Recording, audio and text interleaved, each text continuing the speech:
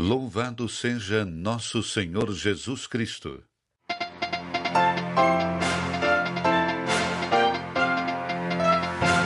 O noticiário da Rádio Vaticano Vatican News, direto da Cidade do Vaticano.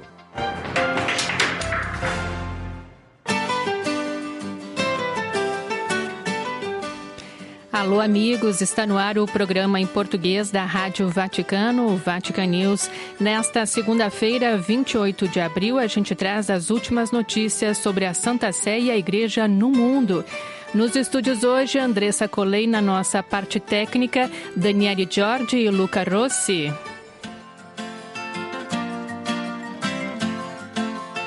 Partimos agora imediatamente aos destaques do nosso programa de hoje.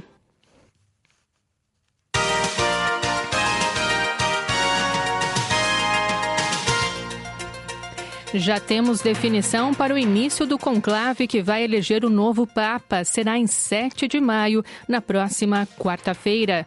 A escolha foi feita na manhã de hoje na 5ª Congregação Geral dos Cardeais no Vaticano.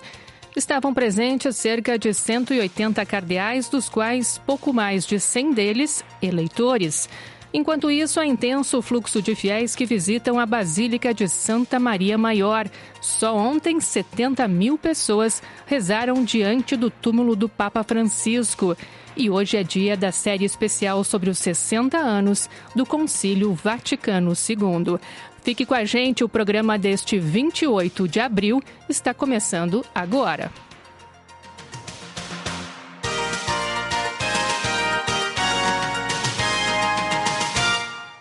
Extra Omnes, a histórica fórmula em latim que marca o início do fechamento à chave da Capela Sistina, será pronunciada pelo mestre das celebrações litúrgicas pontifícias na próxima quarta-feira, 7 de maio.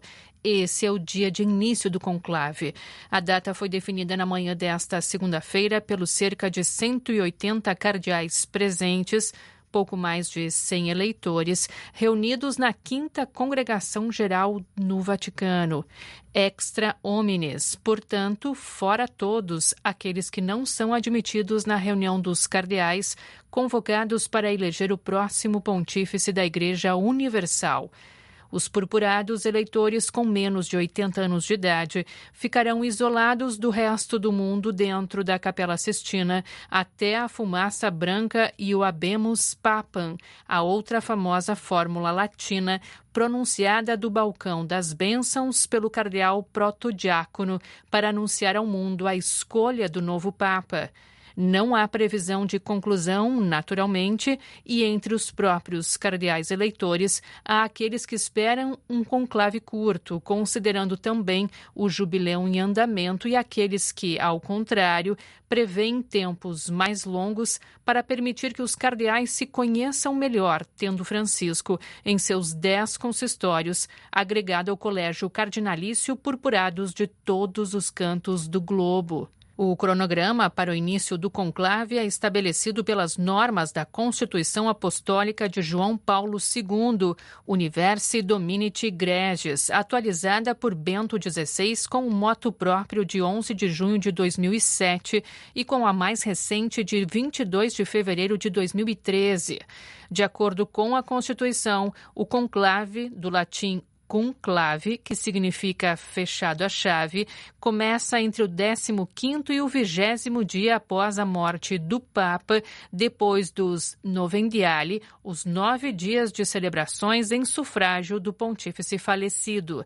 Mais detalhadamente, a partir do momento em que a sé apostólica é legitimamente vacante, os cardeais eleitores presentes devem esperar 15 dias completos pelos ausentes, até um máximo de 20 dias se houver motivos sérios. O motu próprio, normas nônulas, além disso, dá ao Colégio de Cardeais a faculdade de antecipar o início do conclave se todos os eleitores estiverem presentes. Cardeais das partes mais distantes do mundo ainda são esperados em Roma nestes dias. Na Cidade Eterna, eles serão hospedados na Casa Santa Marta, a Domus do Vaticano, onde Francisco decidiu morar renunciando ao apartamento papal. Na manhã da quarta-feira, 7 de maio, todos concelebrarão a solene missa pro eligendo pontífice, a celebração eucarística presidida pelo decano do Colégio Cardinalício, que convidará os irmãos a se dirigirem à Sistina à tarde com estas palavras: toda a Igreja, unida a nós na oração, invoca constantemente a graça do Espírito Santo para que seja eleito por nós um digno pastor de todo o rebanho de Cristo. Dali, então, a evocativa procissão até a Capela Sistina, dentro da qual os cardeais entoarão o hino Veni Creator Spiritus e farão o juramento. Será necessária uma maioria qualificada de 2/3 para eleger o Papa. Haverá 4 votações por dia, 2 pela manhã e 2 à tarde, e após a 33ª ou 34ª votação, no entanto, haverá um segundo turno direto e obrigatório entre os 2 cardeais que receberam mais votos na última votação.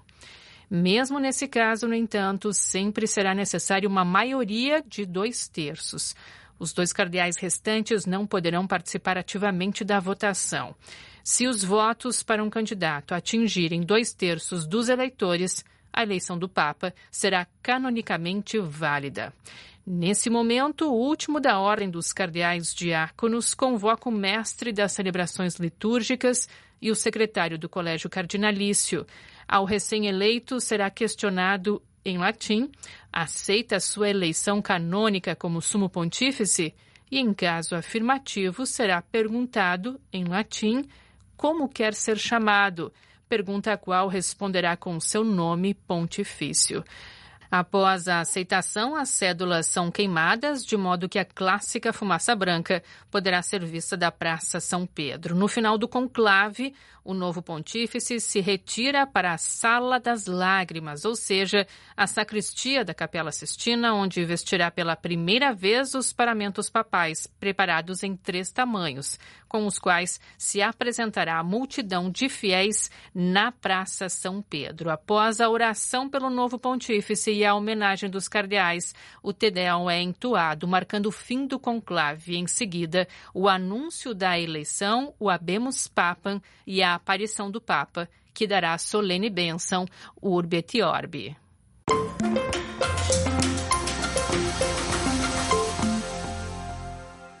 O ciclo de 9 dias que prepara o caminho litúrgico e espiritual para o conclave, chamado de Novendiale, começou já no sábado, 26 de abril, com as exéquias do Papa Francisco. Nesta segunda-feira, os membros do Colégio Cardinalício se encontraram na Sala do Sínodo, no Vaticano, para a 5ª Congregação Geral, em preparação à eleição do novo pontífice, e definiram a data para o início do conclave, que será em 7 de maio. A programação oficial dos Novendiale, esse período de 9 dias, que é especialmente de luto e orações em honra de Francisco, conforme a tradição da Igreja, prevê a celebração de missas até 6 de maio, com exceção de domingo, 4 de maio, e congregações até 6 de maio, com exceção de 1º de maio. Tanto os cardeais como a própria Igreja é convidada a rezar pelo Papa Francisco.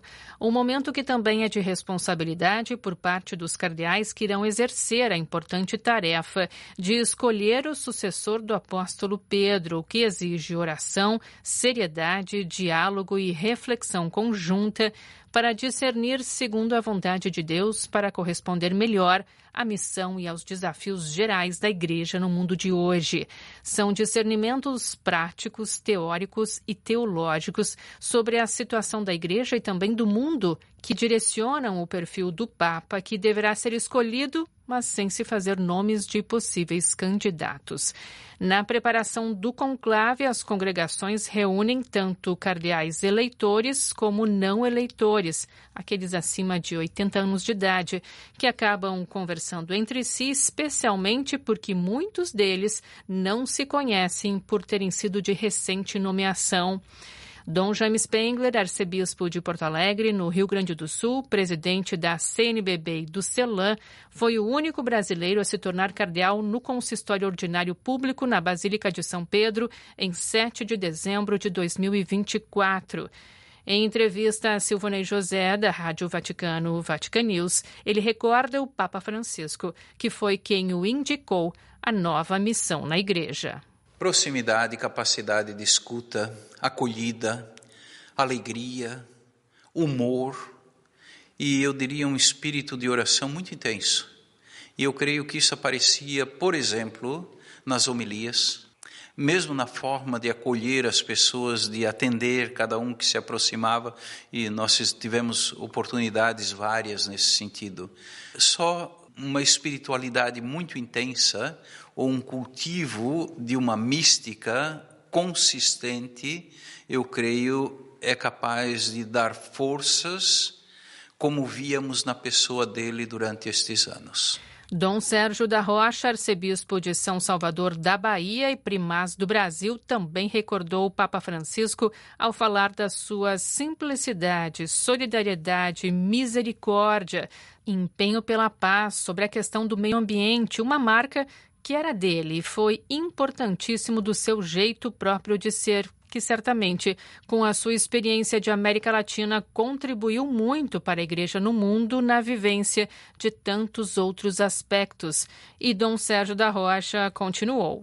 Dessas atitudes, elas vão continuar com esse esforço de caminhar juntos, de uma participação maior, de uma unidade sempre maior, de uma missão compartilhada por todos, de uma igreja missionária, de uma igreja comunhão.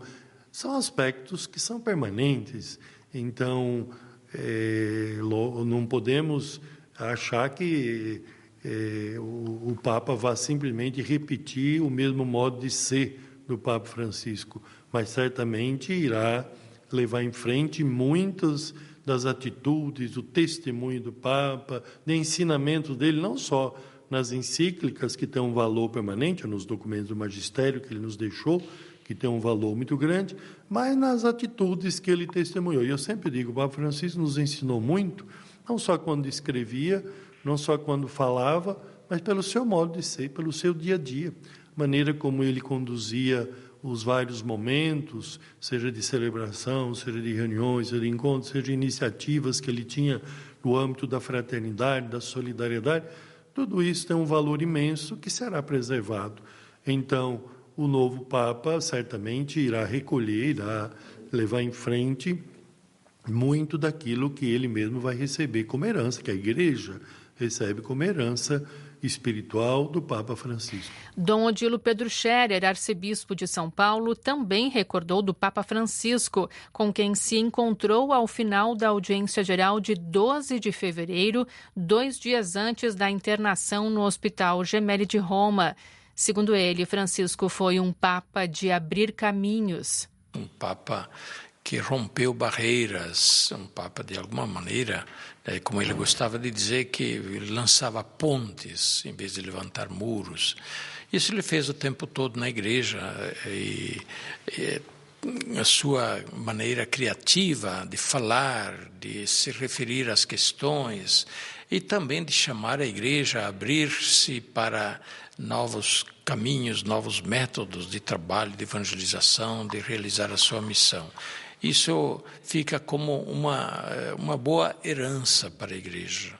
Isso não morreu com o Papa, vai ficar para a Igreja. E eu agradeço ao Papa Francisco por aquilo que, portanto, ele fez pela Igreja nesses 12 anos como pontífice.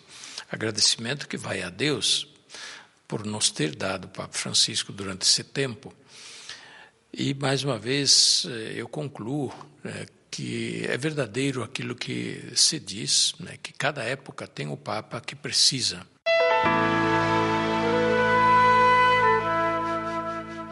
E agora vamos conhecer o teor de um vídeo inédito do Papa Francisco. Silvonei José. Papa Francisco aos jovens em vídeo inédito. Aprendam a escutar. Isso ajuda a paz. Vídeo gravado no início de janeiro, em que o Papa se dirige aos jovens participantes da iniciativa Oficinas de Escuta. Não se esqueçam dos avós.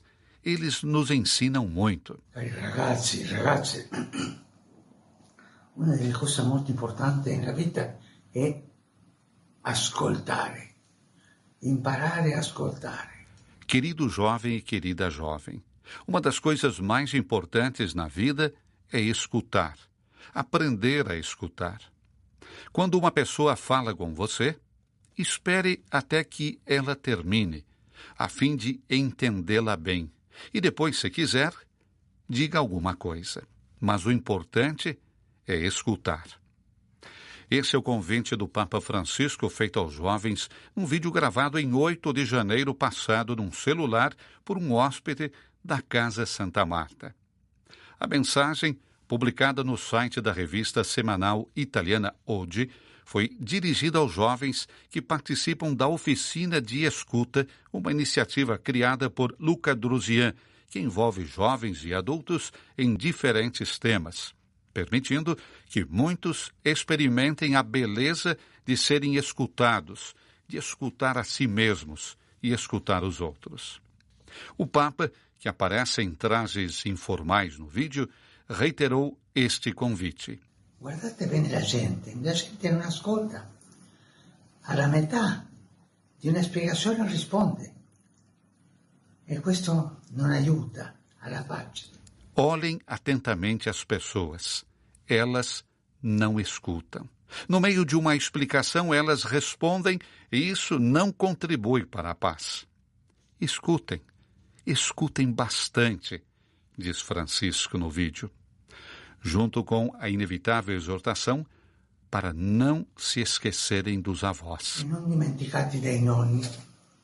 I nonni ci insegnano tanto. Os avós nos ensinam muito. Palavras que se adaptam bem ao domingo, que marcou a conclusão do Jubileu dos Adolescentes em Roma. Prego per voi, pregate per me.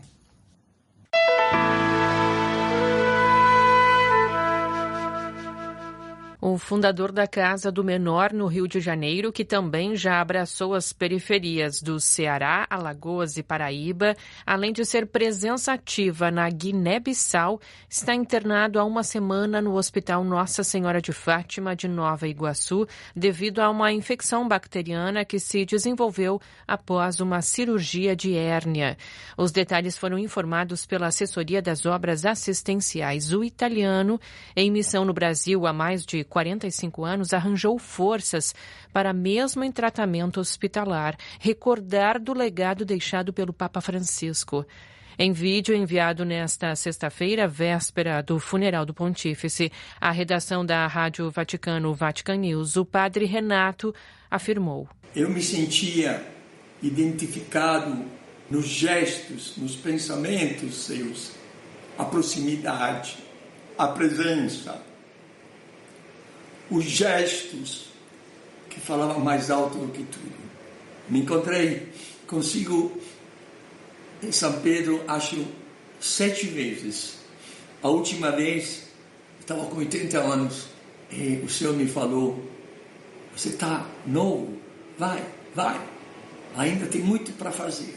Agora estou aqui no hospital, que estou doente, mas o seu legado não vai morrer.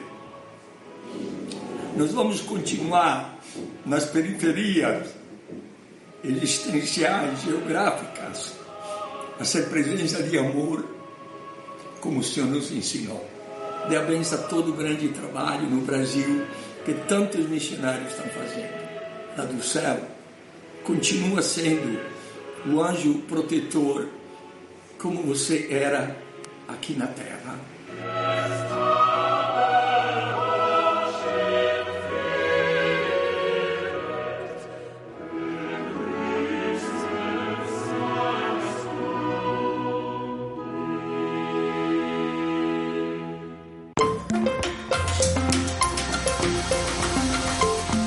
E agora vamos ouvir mais um episódio da série Memória Histórica 60 anos do Concílio Vaticano II com Jackson Erpen.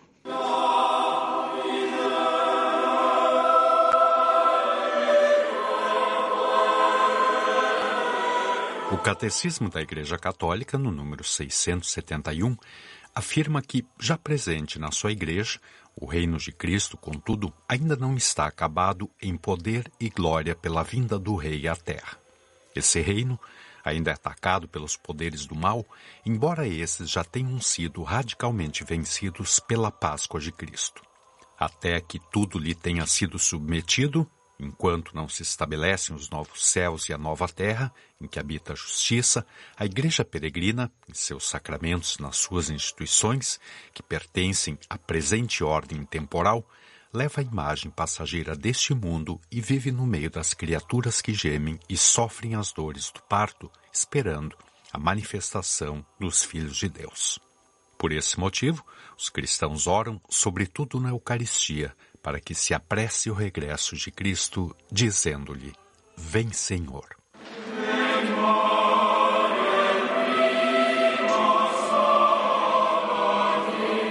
Neste tempo pascal, Padre Gerson Schmidt nos propõe a reflexão, a esperança da restauração de tudo em Cristo. Vamos ouvir. O Concílio Vaticano II apresenta que a restauração prometida que esperamos já começou em Cristo.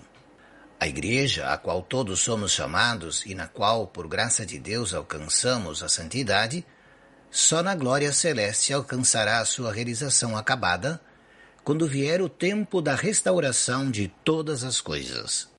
Quando vier o tempo da restauração de todas as coisas, e quando, juntamente com o gênero humano, também o universo inteiro, que ao homem está intimamente ligado e por ele atinge o seu fim, for perfeitamente restaurado em Cristo. Lumen Gentium, número 48. Pela sua índole escatológica, a Igreja não apenas apresenta ao mundo o reino de Deus como meta final a toda a humanidade, mas ela já o faz presente nas suas instituições e obras. Essa esperança, como pano de fundo na compreensão da teologia do 7º capítulo da Lumen Gentium, ajudou a encontrar mais facilmente o sentido da índole escatológica da Igreja. Importante salientar que a teologia do Concílio Vaticano II valorizou muito a presença cristã no mundo, clamando a corresponsabilidade do cristão diante da vida, dos valores da dignidade, do respeito e da fraternidade entre os seres humanos. Os bispos, nesse sentido, salientam acerca da seriedade da vida cristã ao dizer assim na Lumen Gentium, número 48. A prometida restauração que esperamos começou já em Cristo, foi impulsionada com a vinda do Espírito Santo e continua por meio dele na Igreja, que nos faz descobrir na fé o sentido da própria vida temporal, à medida que vamos realizando com esperança nos bens futuros a obra que o Pai nos confiou no mundo e vamos operando nossa salvação. E continua o documento sobre a identidade da Igreja. Já chegou, pois, a nós a plenitude dos tempos, a restauração do mundo foi já realizada irrevogavelmente e, de certo modo, encontra-se já antecipada neste mundo. Com efeito, ainda aqui na terra, a Igreja está areolada da verdadeira, embora imperfeita, santidade. Enquanto não se estabelecem os novos céus e a nova terra em que habita a justiça, a Igreja peregrina, nos seus sacramentos e nas suas instituições, que pertencem à presente ordem temporal, leva a imagem passageira deste mundo e vive no meio das criaturas que gemem e sofrem as dores de parto, esperando a manifestação dos filhos de Deus. O cristão é alguém que sabe de sua condição divina, tem consciência de que sua pátria não é aqui e que vive neste mundo como estrangeiro, mas ao mesmo tempo carrega uma responsabilidade diante do mundo, pois como cristão recebeu uma missão confiada por Deus de transformar as estruturas deste mundo pela obra da salvação. É desta estrutura de esperança que se forja a matéria do reino, que o homem faz produzir como fruto de seu comprometimento histórico. O reino vivido vincula essa história atual com toda a economia da salvação. Assim, o reino acontece na Igreja e está inserido na história da salvação, que possui sua unidade em Cristo. Desta forma, compreende-se que a salvação é sempre uma realidade que engloba um desenvolvimento constante em vista da plenitude do reino. Raul Gabás, no comentário da Constituição sobre a Igreja, nas célebres edições da Biblioteca de Autores Cristãos, comenta assim falando da responsabilidade da Igreja no mundo. Na Igreja somos instruídos também sobre o sentido de nossa vida temporal, Ao mesmo tempo, com a esperança dos bens futuros, levamos a cabo a obra que o Pai nos tem confiado no mundo e buscamos nossa salvação. A escatologia não se reduz a um futuro mais distante, mas que projeta a sua luz sobre a realidade temporal e ilumina o sentido da existência no tempo. Nossa vida terrena está em perfeita continuidade com a celestial, e se a existência escatológica consiste na convivência amorosa dos homens em Cristo, a vida terrena do cristão tende a conduzir à verdadeira realização do amor humano. E continua o mesmo autor. O concílio tem um conteúdo muito alto da existência cristã na Terra. Pensa, sem dúvida, que os cristãos elevam uma existência cósmica, experimentando a presença de Deus em todas as coisas e referindo cada parcela da realidade à unidade total no Uno.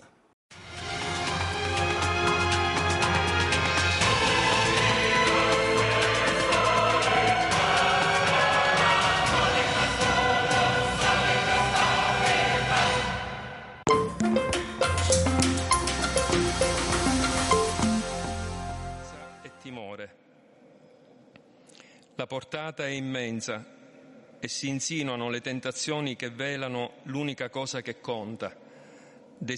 Neste momento, a gente está ouvindo que na Basílica de São Pedro, o cardeal Baldassera Reina está fazendo a homilia. Ela pode ser seguida ao vivo com comentários em português pelos nossos canais do Vatican News. Essa missa faz parte, então, da programação dos Novendiali, o período de 9 dias de luto e orações em honra ao nosso querido Papa Francisco. Essa programação, então, prevê celebração diária e a gente traz tudo para você sempre na programação aqui do Vatican News. E este é um programa, então, da Rádio Vaticano deste 28 de abril. A gente agradece, como sempre, a sua companhia e a sua audiência e conta com você amanhã, neste mesmo horário. Um forte abraço e até lá.